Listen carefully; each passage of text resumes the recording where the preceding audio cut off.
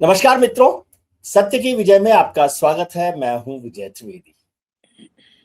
दुनिया में जो कोहराम मच रहा है या जो कुछ चल रहा है, तेल संकट है, युद्ध है, जंग है, ईरान है, इराक है, यूएस है, स्टेट ऑफ हॉर्मूज है, ये सब चीजें चल रही है तो एक व्यक्ति की, एक प्रेसिडेंट की जिद के तौर पर माना जा रहा है। प्रेसिडेंट ट्रंप, अमेरिकी के राष्ट्रपति डोनाल्ड ट्रंप को लेकर अब दुनिया भर में अलग अलग तरह की चर्चाएं होने लगी हैं कि क्या जरूरत थी इस युद्ध की, ईरान के साथ जंग शुरू करने की, ईरान पर हमला करने की, और क्या अमेरिका या ट्रंप साहब इसराइल के दबाव में आ गए या उनके ट्रैप में आ गए। क्या अब ये युद्ध खत्म हो सकता है? और हर दिन जिस तरह के वो बयान दे रहे हैं, बदलते रहे हैं, क्या अमेरिका कहीं फंस गया है, कहीं ट्रंप साहब फंस गए हैं, या ट्रंप साहब की अमेरिका में क्या लोकप्रियता है? हिंदुस्तान में हम लगातार चर्चा करते रहते हैं कि इस जंग का क्या मायने हैं, हिंदुस्तान में क्या मायना होगा, दुनिया भर में जियोपॉलिटिकल जो पूरा एक्सपीरियंस है या रिपरकशंस हैं उन पर भी हम चर्चा करते रहते हैं। लेकिन आज हम बात करेंगे ट्रंप साहब की, ट्रंप साहब की मित्र, हमारे भी मित्र हैं, हम तो मानते हैं उनको तो बड़े लोगों के जो मित्र होते हैं उनके साथ हम चर्चा करेंगे। पूर्णिमा नाथ जी जो अमेरिका में हैं, रिपब्लिकन पार्टी की मेंबर रही हैं और हिंदुस्तान के साथ उनका दिल पूरी तरह से जुड़ा हुआ है, और ट्रंप साहब को, उनको, उनकी पार्टी और ट्रंप साहब को सपोर्ट करते रहे। पूर्णिमा जी बहुत बहुत नमस्कार, धन्यवाद, आभार कि आपको हम परेशान करते रहते हैं ऐसे समय में भी। एक तो समय का ही इतना फर्क है कि हम अपने हिसाब से आपको परेशान करते हैं, अपनी सुविधा के हिसाब से। लेकिन क्या करें, ट्रंप साहब की बात करनी हो तो पूर्णिमा जी से अलावा कोई समझा नहीं सकता। क्या कर रहे हैं आपके मित्र? नमस्ते, thank you so much Vijay ji. बहुत अच्छा लगा आपने बुलाया आपके शो में अब दोबारा। और रही बात मेरे मित्र प्रेसिडेंट ट्रम्प, हमारी बात भी नहीं सुन रहे वो तो किसी की भी बात नहीं सुन रहे हाँ, मैं तो कहती हूँ कि वो थोड़ा-सा एडवाइस ले लेते, किसी की सुन लेते, शायद दुनिया में पीस रह जाता, क्योंकि उनको नोबेल पीस प्राइज़ भी चाहिए था।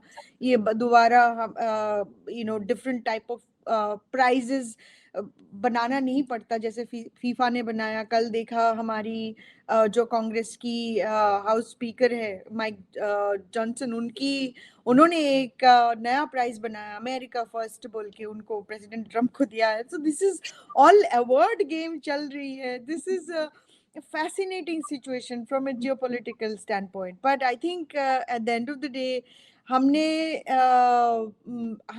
हमारा बेसिकली वर्ल्ड वॉर 3 का एरा चल रहा है अभी।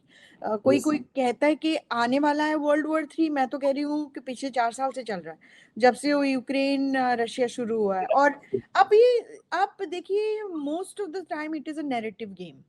नैरेटिव सेट करा जाता है, जो जिसको आप टारगेट करोगे उसके अगेंस्ट आप नैरेटिव बिल्ड अप करते हो पहले। फिर बेसिकली ईरान को एक टेररिस्ट स्टेट घोषणा किया था, उनके लीडर को हटाने की बात किया था। इट्स नॉट जस्ट नॉर्मल लोग, स्टेट और अमेरिकन स्टेट बेसिकली उनको टारगेट किया है और उनको हटाने की बात किया है। So basically it is state sponsored. Now अभी नैरेटिव की बात करूं, रशिया के ऊपर भी ऐसे ही हुआ है। रशिया को घोषणा किया है इन्वेडर। आप मुझे बताइए, जो रशिया के पीछे लग गए थे लिटरली पिछले 1991 के बाद, अगर आपका नेटो अभी भी चल रहा है, मेरे ख्याल से NATO should have been dismantled right then and there, because Soviet Union was dismantled. So what was the purpose of NATO then in that case? लेकिन उन्होंने क्या किया? उन्होंने ईस्टवर्ड एक्सपेंशन करते करते लिटरली आपके घर के बैकयार्ड तक पहुंच चुके हो, और वहां पे जाके यूक्रेन को समझाया, उनको प्रॉक्सी बनाया यूनाइटेड स्टेट्स, उनको आर्म्स दिया, फंडिंग दिया, ट्रेनिंग दिया। CIA हर इंस्टीट्यूशन के अंदर घुस चुका है वहां पे जाके। अब लिटरली आपने उनको ब्रेन वॉश करके, उनको प्रॉक्सी के हिसाब से आपने तैयार करके बोल दिया है कि आपने उनको नेटो के अंदर घुसा लोगे। रशिया तो पहले से बोल रहे हैं that's not going to be possible, तो डिफेंसिव एक्ट किया है तो आप उनको बोल रहे हो इन्वेडर है। लेकिन the same thing America has done invasion on Iran, that it has not been discussed as a terrorist attack, it has not been discussed or labeled as an invasion, it has not been labeled as a war। अब narrative game सोचो कितना गहरा है ये सब। So they are not calling it as a war, they're not calling it as a invasion, they're not also calling it as a उनको उनका भाषा में ये मिलिट्री एक्शन है।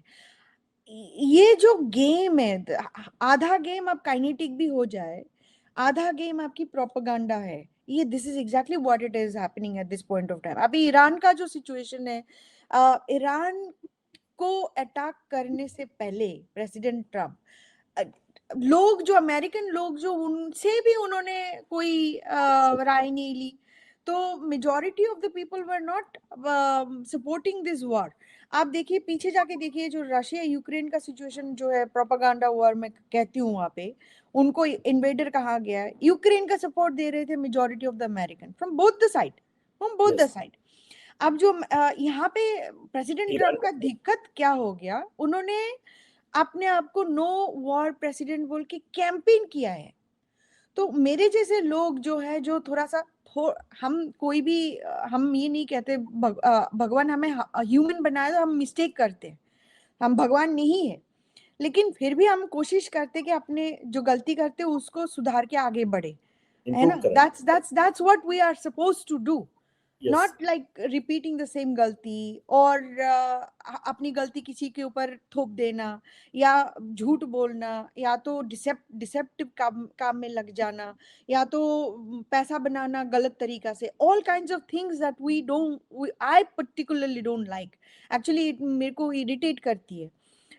So in that way, if I look at somebody, whether it's a state leader or anybody else, उनको हम थोड़ा सा तो ट्रस्ट देते ही है ना, कि if you are coming across as a no war president, then you are not going to start a new war।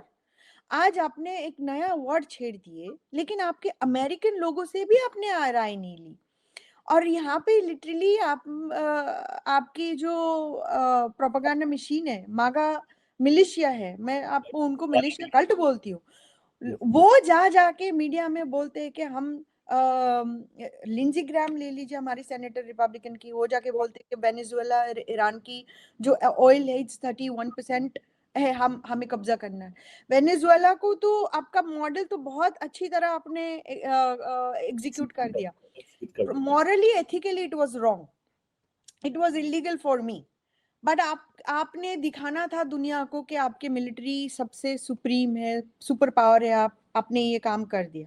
ये कांड करने के बाद आप लिटरली टीवी में जाके, फॉक्स न्यूज में जाके, डग बर्गम उस दिन बोल रहे थे कि $100 million worth of gold was transported to America from Venezuela. तो आप मुझे बताइए, हाँ जी, आप मुझे बताइए, तो फिर ये लूट नहीं था तो क्या था? ऑयल तो आप कब्जा कर लिए, आप गोल्ड लूट करके यहाँ पे लेकर आ रहे हो, literally this is the same thing that is going to happen in Iran also. Iran knows, और आज से नहीं है। और प्रोपेगेंडा वॉर में क्यों बोलती हूँ, क्योंकि देखिए मैं भी पॉलिटिकल मेरा कोई इंटेंशन भी नहीं था पॉलिटिक्स में जुड़ने की, ना मेरा माय बर्थ और upbringing was in political situation, ऐसा कुछ भी नहीं था। पॉलिटिक्स में मैं कैसे आई, मुझे भी I have to scratch my head, try to figure out how did I get involve, because none of my family members are and nobody, they actually shielded us. हमें पॉलिटिक्स में अगर कोई बात भी हो जाती है, हमें इमीडिएटली शट डाउन करा जाता था, नहीं, दीवार का भी कान होता है, कोई भी बात नहीं करना। इवन आज भी हम लोग बात नहीं कर सकते कोई भी मेंबर के साथ पॉलिटिक्स के ऊपर, बिकॉज उनको डर लगता है, कोई आके उठा ले गया, कोई आके मार दिया, कोई आके बम गिरा दिया, ऐसे हो सकता है, इंडिया में होता है ये सब। तो ये अनफॉर्चुनेटली मैं कैसे पॉलिटिक्स में आई मुझे भी नहीं पता, it was so many things that has happened. So अगर मैं उस हिसाब से देखूं तो प्रोपेगेंडा मुझे भी पहले समझ नहीं आया, बट इट इज ट्रू। हमें पहले बोला जाता था कि डेथ टू अमेरिका, ईरान बोल रहा है 1971 से डेथ टू अमेरिका, लेकिन हम देखो, हम इंजीनियर है, हम प्रोपेगेंडिस्ट नहीं है, हम मैनेजमेंट करते हैं, हम जाके हिस्ट्री बुक नहीं पढ़ के हमें ये सब नहीं पता होता कि उसके पीछे क्या है। खुद का इंटरेस्ट लेके आप जाके पीछे जाके थोड़ा सा देखोगे तब आपको पता चलेगा 1953 में प्रेसिडेंट हमारी प्रेसिडेंट रिपब्लिकन प्रेसिडेंट आइजनहावर ने ऑर्डर देके ईरान में कू एग्जीक्यूट करवाया था। yes. तो उस कू का द रीजन वाज मोसादेक जो था डेमोक्रेटिकली इलेक्टेड लीडर, वो नेशनलाइज्ड ईरान ऑयल, वो भी ऑयल की कहानी है बेसिकली, ऑयल को कब्जा करना है अमेरिका को। सर ऑयल की कहानी तो है ही। आपने एक शब्द का इस्तेमाल किया, नो वॉर प्रेसिडेंट ट्रम्प साहब, और जब बाइडेन गए थे तो ट्रम्प आए तो उन्होंने कहा भाई बाइडेन ने बहुत युद्ध करवाए, हम युद्ध बंद करवाएंगे सारी जंग, और वो तो लगातार उनके बाद जंग हो रहे हैं। हालांकि ट्रम्प साहब कह रहे हैं हमने 8 जंग बंद करवा दी, सीज फायर करवा दिया। वो खुद जानते कौन सा बंद करवाया। कि आपके मिनिस्ट्री ऑफ डिफेंस या डिपार्टमेंट ऑफ डिफेंस को आपने डिपार्टमेंट ऑफ वॉर कर दिया, तो ये तो आपकी साइकी बताता है कि किस तरह से कर रहे हैं। फिर ईरान के लिए आप भी कह रहे हैं कि ईरान में जरूरत क्या थी, अमेरिका क्या सोचता, क्या जरूरी था ईरान में जाना, या उनको लगा कि वेनेजुएला की तरह से ही ईरान में भी आसान है कि यहाँ का भी तेल का कब्जा करें। ये लड़ाई तो तेल की है ना, बाकी आप कोई भी प्रोपेगेंडा चलाएं। नहीं, तेल is an instrument, but at Yes. The end of the day आपको ये क्वेश्चन पूछना, फिर उससे पीछे जाके एक क्वेश्चन पूछना पड़ेगा, why Right. oil, why gold, why copper, why uranium? It's because America wants dominance. America Yes. is the most powerful country in the world. Yes. आज के हिसाब से अमेरिका मोस्ट पावरफुल है, तो उनके मिलिट्री माइट है, हमारी जो डिफेंस बजट है, आप उसे उसके बाद 10 कंट्री को ऐड कर लीजिए, कोई मुकाबला नहीं कर सकते। कोई मुकाबला नहीं है डिफेंस बजट जी। So the at the end of the day America चाहता क्या है, जो सुप्रीमेसी उन्होंने बनाया उस सुप्रीमेसी को कायम रखना है। आज जो एक यूनिपोलर वर्ल्ड बन चुका था पिछले कई दशक से, आज वो है नहीं, अब मल्टीपोलर वर्ल्ड बन चुकी है। मल्टीपोलर वर्ल्ड हो गया, पूरी की पूरी डिप्लोमेसी अलग तरह की मल्टी अलाइन डिप्लोमेसी हो गई। जैसे इंडिया उभरती हुई आ रही है, जैसे चाइना अपने आप को इतना सशक्त बना दिया, रशिया के ऊपर सैंक्शंस लगाने के बाद भी वो खड़ा हुआ है।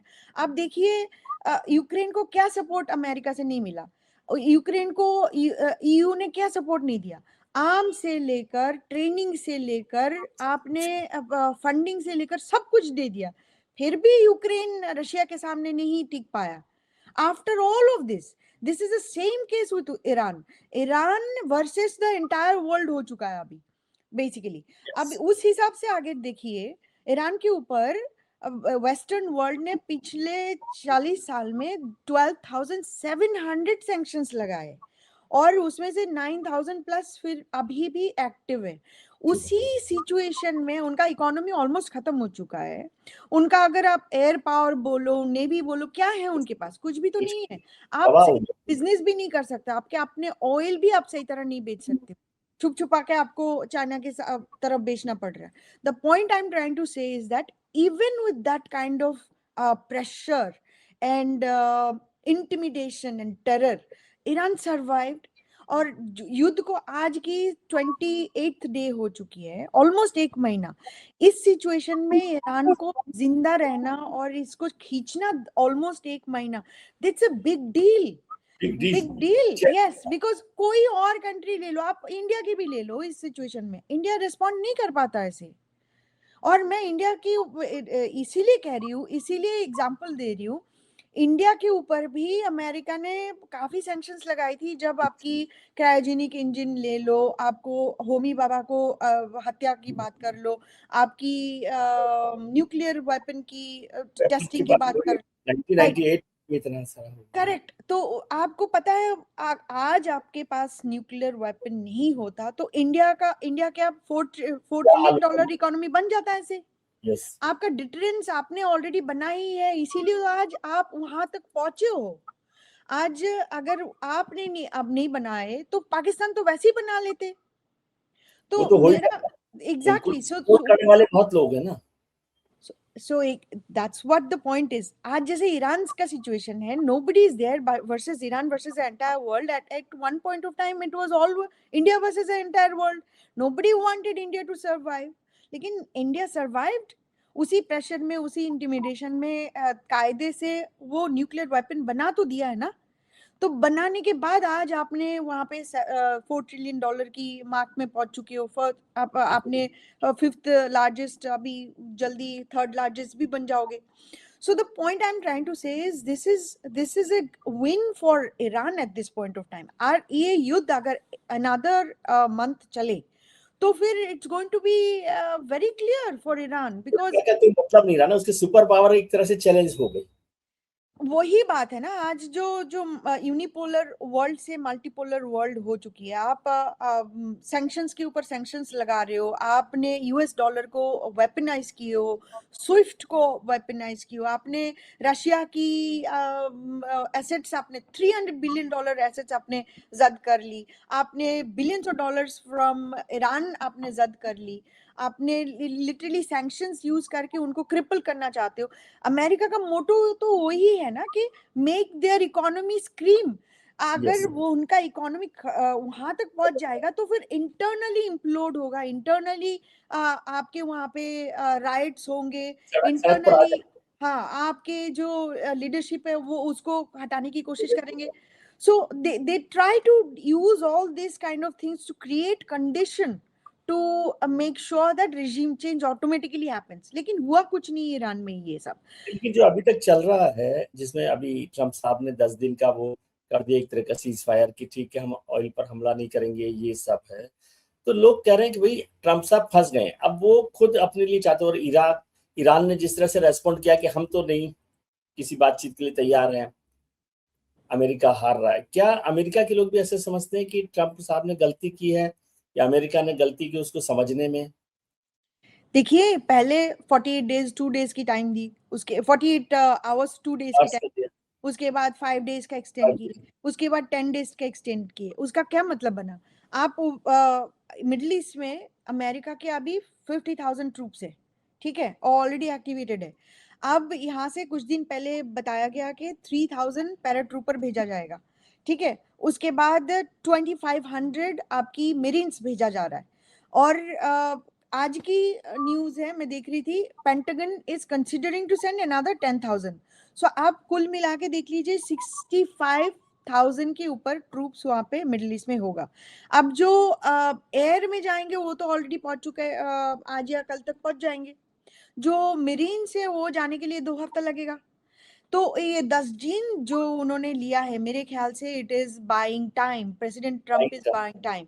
अब जो उन्होंने पहले भी ऐसे किया है, जब ईरान निगोशिएशन टेबल पे बैठे हुए थे तब जाके उन्होंने अटैक किया ना जी, जून 2025 में भी उन्होंने ऐसे ही किया है। आज February 28 का जो अटैक हुआ, this is exactly the same thing that has happened. वो लोग निगोशिएट कर रहे थे, लिटरली 2 घंटा 3 घंटा पहले एक न्यूज भी आ चुका था कि दे वर क्लोज टू अ डील, फिर भी जाके उनको अटैक किया है। yes. तो ये जो ढोंग करते हैं ना, they pretend to talk, I don't think it is genuine. तो ये उनको ट्रैप करने के लिए बातें करने का एक नाटक करा जाता है, उसको इकट्ठा करा जाता है, उसके ऊपर उनके ऊपर अटैक करा जाता है। Time buying exercise. Absolutely, and the agenda is boots on ground की कोई पॉसिबिलिटी लग रही है ईरान में?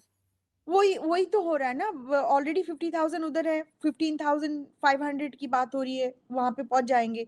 दैट अनदर 10 डेज जो उनके पास हाथ में समय लिया, मेरे ख्याल से they are planning to attack again.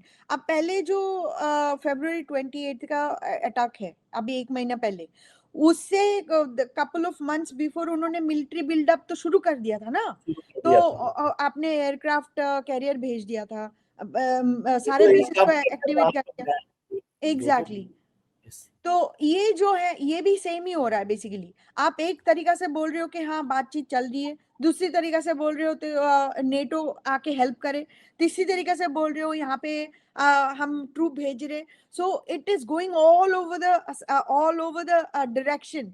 nobody is able to figure out what he wants. This is exactly what they want. Attack फिर से करेंगे। टॉपिंग का आपको पॉसिबिलिटी लग रही है कि जो टाइम बाइंग कर रहे हैं उसमें एक बार वो बड़ा कोई हमला करना चाहते हैं ताकि ईरान ऐसी जगह पर पहुंच जाए कि उनकी सुप्रीमेसी जो है, जिस पर हम सवाल आज खड़ा कर रहे हैं, वो ना रहे, सुप्रीमेसी बनी रहे।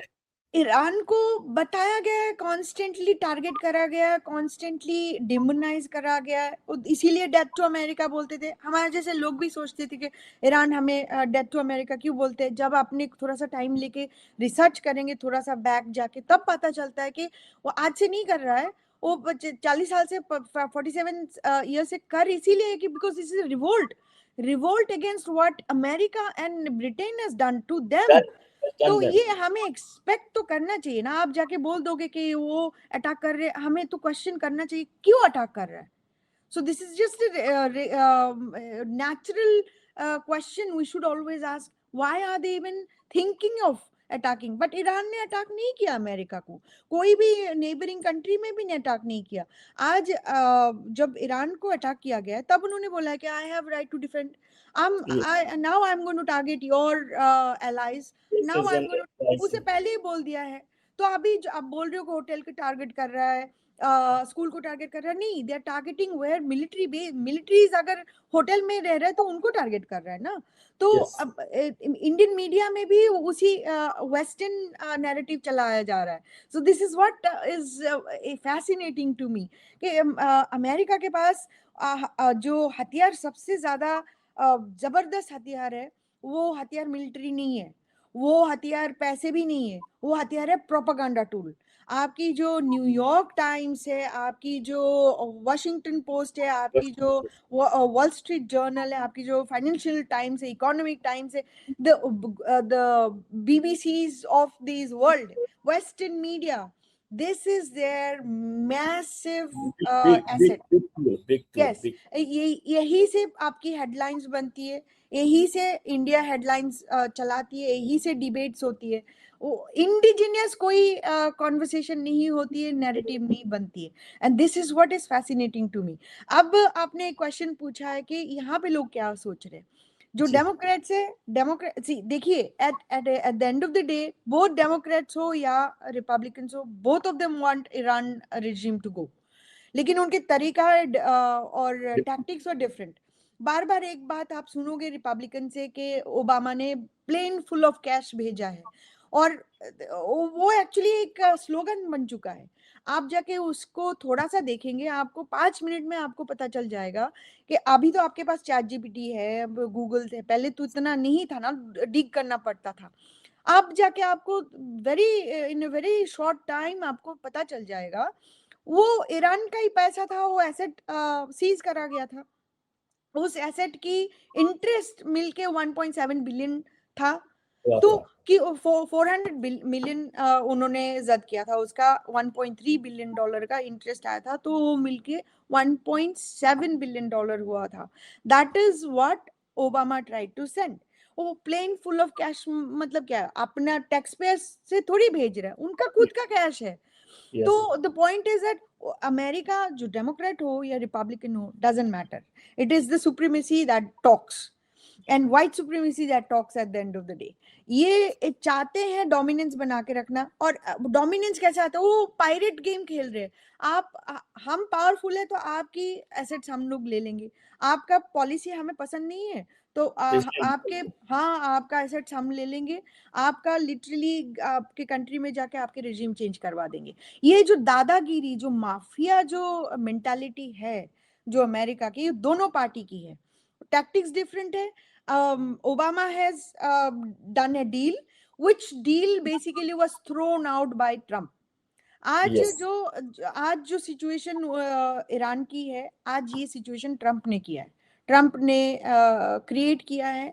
और ये जो आगे जाके मुझे लगता है बहुत बड़ी एक massive dangerous situation for every American उन्होंने क्रिएट किया है। बिकॉज ये जो इसका जो रिवोल्ट आएगा, आपने सिर्फ एक रिलीजियस लीडर को नहीं, सॉरी, एक हेड ऑफ द स्टेट को नहीं हटाया, वो भी डेंजरस है, वो भी इलीगल है। आपने रिलीजियस लीडर को हटाया, आपने एक आइकॉन, एक ग्लोबल आइकॉन को हटाया, और इनकी जो शिया मुस्लिम है वो खुद मरने से डरते नहीं है। ओके, और इनका जो सिर्फ शिया मुस्लिम है, सिर्फ ईरान में नहीं है, इराक में है, इंडिया में है, बहरीन में है, तो हर जगह में वो लोग हैं। इसका क्या मतलब हो गया, तो ये लोग यूनाइट होंगे, और ऊपर से सिर्फ शिया और सुन्नी की बात करेंगे तो ऐसा नहीं है कि सुन्नी उनके साथ नहीं आएंगे, आएंगे जरूर। तो unfortunately what America has created in this case, they created an enemy that they can't handle at this point of time, और सब अमेरिकन के पीछे एक टारगेट लगा दिया है। एक चीज समझाइए, ये जो स्ट्रेट ऑफ हॉर्मुज का जो चल रहा है, लोग समझ रहे हैं कि केवल उस पर कब्जा करना, कंट्रोल करना चाहते हैं ट्रम्प साहब, क्योंकि सारा ऑयल का मसला है। फिर वहां पर जिस तरह की स्थिति बन गई है, वो अमेरिका उस पर कब्जा नहीं कर पा रहा। पहले उन्होंने दूसरे देशों से कहा कि भाई आप मदद कीजिए, कोई नहीं आया, तब वो खुद लगे हुए हैं। और वो चाहते हैं कि ईरान को यहाँ से खत्म करके कंट्रोल ऑफ जो है इस पर, होर्मुज पर होना अमेरिका की पहली एक जो नजर है, कहना चाहिए, वो उस पर है। क्या आपको ऐसा लगता है? और दूसरी बात समझाइए कि ये विटकॉफ साहब और उनके दामाद साहब केवल यही देखते हैं अमेरिका में कोई सरकार वरकार चलती है कि नहीं चलती है? दामाद, दोस्त, यही सब चलता है। बहुत अच्छा क्वेश्चन आपने पूछा। That's what we are also wondering. First of all, आपने दामाद की बात कर ली। दामाद की रशिया यूक्रेन हो या मिडिल ईस्ट की हो, हर जगह में वही बिजनेस करने जाता है। गाजा में भी उन्होंने बिजनेस करने जाते। इतना पीसफुल परिवारवाद तो यहाँ भी नहीं बोर्ड ऑफ, चलता है। जी सरकार तो जी, सरकार के तरीके से चलती है। डायनेस्टिक अभी सरकार चल रही है यहाँ पे। दोस्त और अपने बिजनेस क्रोनीज और उनके family members. President Trump has made $3.4 billion in the first year of the second term. आप मुझे बताइए, ये करप्शन नहीं है तो क्या है? जो अपने आप को बोला है और प्रोजेक्ट किया है, I have left my billionaires lifestyle to serve you. आप यहाँ पे आके लिटरली एडिशनल $3.4 बिलियन बनाए। ये सिर्फ ट्रम्प की बात कर रही हूँ। आप तो उनके फैमिली मेंबर्स का नाम ही नहीं लिया, जो कितना $1 मिलियन डोनाल्ड ट्रम्प जूनियर ने बनाया, एरिक ट्रम्प बनाया, लारा ट्रम्प बनाया, इवांका बनाया, मेलेनिया ट्रम्प बनाया। वह मूवीज कर रहे। अब सिचुएशन वहां तक पहुंच चुकी है, लिटरली डायनेस्टिक एक शासन चल रही है यहाँ पे। एंड सो ये unfortunately this is not going to go very well. If इसका जो नतीजा है, इस साल में जो इलेक्शन है, हमारी जो इलेक्शन होने वाली है नवंबर में, इसमें पता चल जाएगा। अब मैं हूँ रिपब्लिकन, मैं हूँ ट्रम्प सपोर्टर, लेकिन मैं बहुत फियर्स क्रिटिक भी हूँ। जब मुझे पॉलिसीज में प्रॉब्लम्स लगती है, जब मुझे लगता है कि पॉलिसी लोगों का हार्म कर रहा है, तब मैं लाउडली भी बोलती हूँ। रिपब्लिकन पार्टी भी मुझे निकालने की कोशिश कर रहे हैं, बट मैं इसको नॉर्मली लेती हूँ, क्योंकि अगर मैं बीजेपी के मेंबर होती, मैं इंडिया में होती, कब का मुझे निकाल देते बीजेपी से क्योंकि वैसे ही है politics. Because you can't talk truth, you have to swallow, you have to gulp it, and you have to literally sell your soul to be in politics. अब मैं अपने आप को बोलती हूँ, मैं पॉलिटिशियन नहीं हूँ। मैं एक्चुअली मैं सर्व कर रही हूँ, पब्लिक सर्विस कर रही हूँ जितना हो सके मेरे तरफ से। अच्छा बुरा मैं नहीं जानती हूँ, लेकिन मैं सच की तरह आगे बढ़ना चाहती हूँ। लेकिन दिल्ली की बात की, लेकिन एक चीज समझाइए, अभी मैं देख रहा था कि कुछ अप्रूवल रेटिंग्स आई, तो उसमें दुनिया भर के जो हेड ऑफ द स्टेशन पर आई, तो प्रधानमंत्री नरेंद्र मोदी नंबर 1 पर है वहां पर 67% पर, और डोनाल्ड ट्रंप जो है वो 10 में भी नहीं है, वो 10 से भी बाहर पहुंच गए। 37% उनकी अप्रूवल रेटिंग है। तो क्या होगा, क्या मतलब है इसका? आपने जो अप्रूवल की बात करी मैंने नहीं देखा, बट मैं आपको ये बोलूंगी कि मैं जो चर्चा चल रही है। पिछले वाला जो था उसमें नरेंद्र मोदी का नंबर 78% था। अगर आप 68 67 बोल रहे हो, तो नरेंद्र मोदी का नंबर भी घटा हुआ है, काफी घटा हुआ है ऑलमोस्ट 11% घटा हुआ है। हाँ जी। So but still he is number 1, which is great for India, for a promotion of. Not in the list of 10, is out of. जो बाइडेन भी शायद एट दैट टाइम 7-8 में नहीं थे, at that point of time. अभी Iran war plus the Epstein file. अब Iran war, एक question पूछा जाता है, ईरान वॉर हुआ क्यों? मेरे ख्याल से ये उससे स्लाइटली बिफोर, आपको याद होगा एप्स्टीन फाइल की जो सिचुएशन चल रहा था, वो बहुत हॉट इशू था, nobody is talking about it right now, तो that was one of the issue. I think वो उसको डिस्ट्रैक्ट करने के लिए this was also getting planned, war was necessary. आपने थोड़ी देर पहले एक क्वेश्चन किया था हरमुज के, स्ट्रेट ऑफ हरमुज के हिसाब से वो गोल, आपको याद है पहले दिन जब स्ट्राइक किया था February 28, couple of hours later, strike करने के बाद उन्होंने ये बताया था फर्स्ट रीजन था freedom of Iranian people, second day आते आते वो बन गया था elimination of Iranian nuclear weapon, third day आते आते वो बन गया था total eraser of Iranian heads, वो हो गया था। तो आज अब वो पहले दिन से ये बोल रहे हैं कि वी हैव वन, नेक्स्ट दिन आके बोल रहे थे कि we are very close to winning, उसके बाद बोल रहे थे कि वी आर विनिंग, उसके बाद बोल रहे थे कि वी नीड हेल्प, उसके बाद बोल रहे थे कि वी डोंट नीड हेल्प, उसके बाद बोल रहे थे नेटो को धमकियां दे रहे थे, आप हेल्प नहीं करोगे तो विल रिमेम्बर, है ना।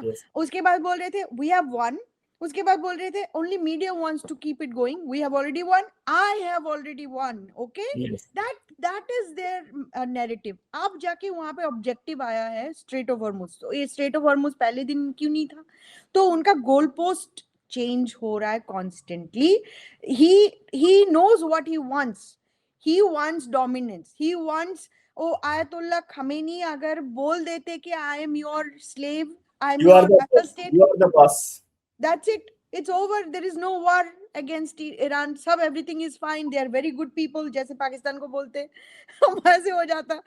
so unfortunately वो हुआ नहीं, उनको सिर्फ डोमिनेंस चाहिए, वहां पे ऑटोक्रेसी हो, डेमोक्रेसी हो, थियोक्रेसी हो या कुछ, रियली डजंट मैटर, क्योंकि आप सऊदी देखिए, यूएई देखिए, अबू धाबी देखिए, वहां पे मोनार्की है ना, डेमोक्रेसी थोड़ी है वहां पे, तो उनके साथ रिलेशन क्यों अच्छा है, क्योंकि वो अच्छी तरह अमेरिका के साथ काम कर रहे हैं, गिफ्ट कर देते हैं, जहाज वहाज थोड़ा सा गिफ्ट कर देंगे तो एग्जैक्टली $400 मिलियन जहाज गिफ्ट कर दोगे तो आपको तो बस हो गया, बल्ले बल्ले आपकी। पाकिस्तान का नाम लिया तो यहाँ पाकिस्तान को लेकर बड़ी चर्चा हो रही है, पाकिस्तान मीडिएट कर रहा है, और जो हिंदुस्तान में अपोजिशन पार्टी के वो कह रहे देखिए इंडिया का तो कोई नंबर ही नहीं आया, पाकिस्तान जैसा देश जो है वो मीडिएट कर रहा है, ऐसी खबर अमेरिका में भी है क्या?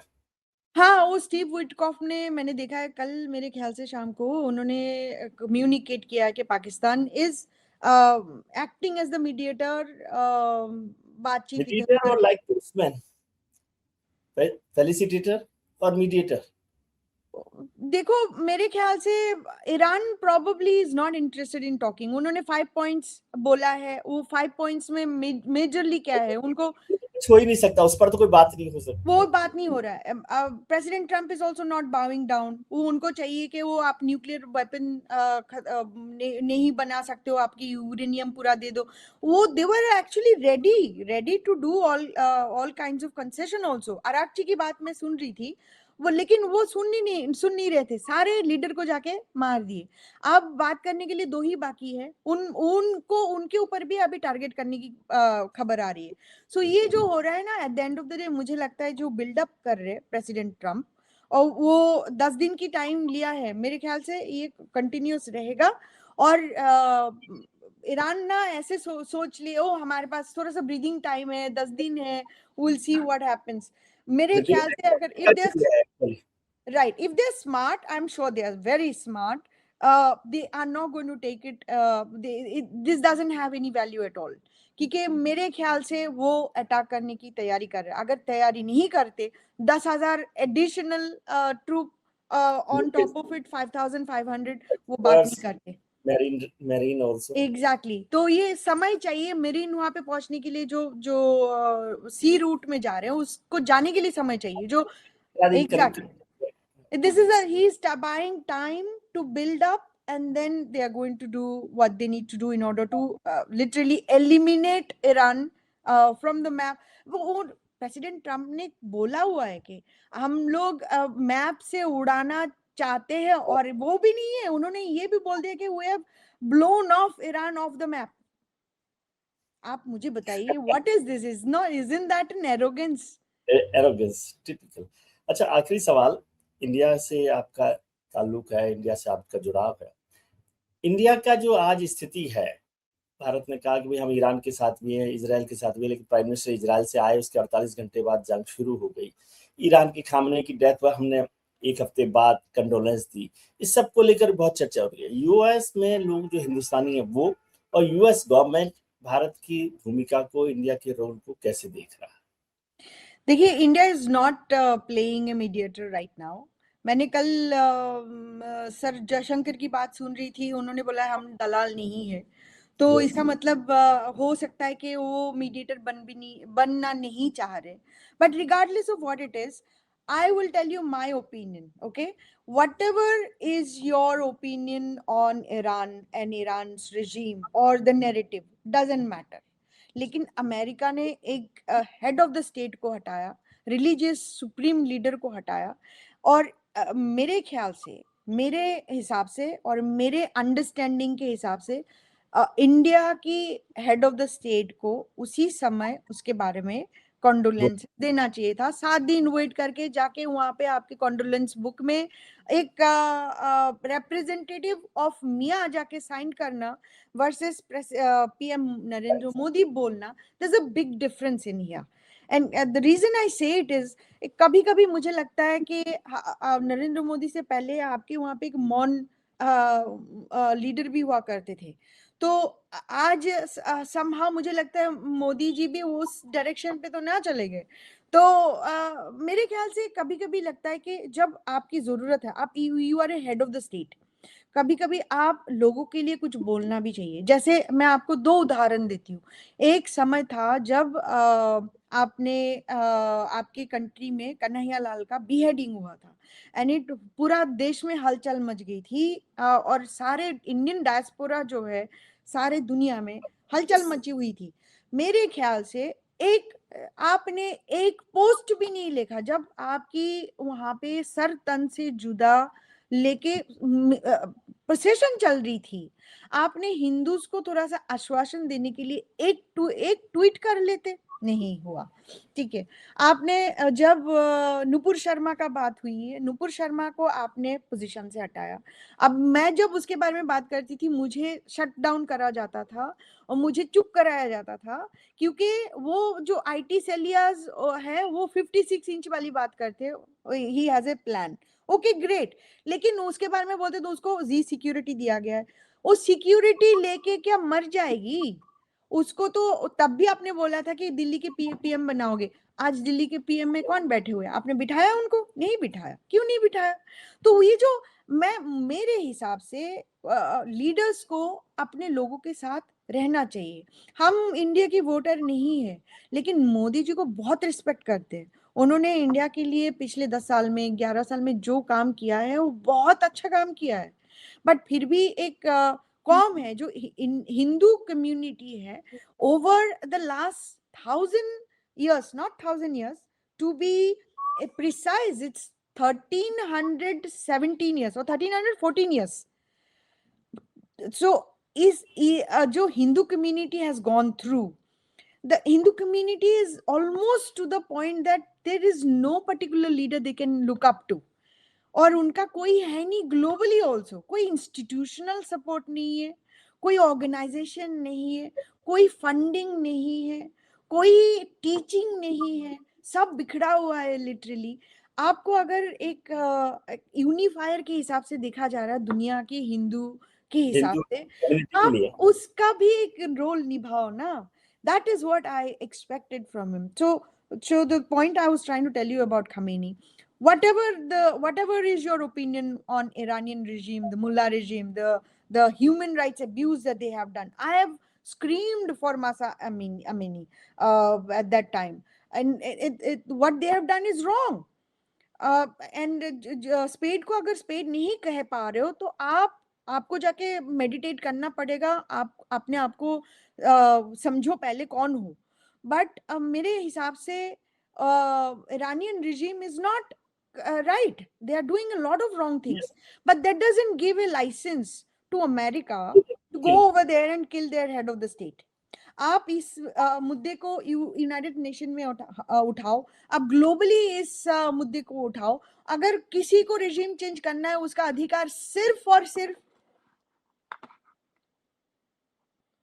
जी I don't know what happened, something came up, but सिर्फ और सिर्फ ईरानियन लोगों की है। लोगों के तो पास है, वो जी तय करेंगे। They will exactly. decide. So the same thing I say that I was very disappointed that PM Modi से कोई कॉन्डोलेंस नहीं आया है, और उसके बाद मियाँ के रिप्रेजेंटेटिव जाके वहां पे कॉन्डोलेंस बुक में साइन किया है। आई don't think that was right. चलिए देखते हैं कि क्या भारत सरकार का रहता है। आपकी बात की हिंदुस्तान के लोग और हिंदुस्तान की सरकार सुनेगी, शायद आगे बढ़े। आपने बहुत अच्छे से इस पूरी चीज को समझाया, इसलिए आपको परेशान किया हमने। थैंक यू वेरी नहीं, मच। बिल्कुल नहीं, मुझे बहुत अच्छा लगा आपसे बात करके। Thank you so much. Take care, thank you.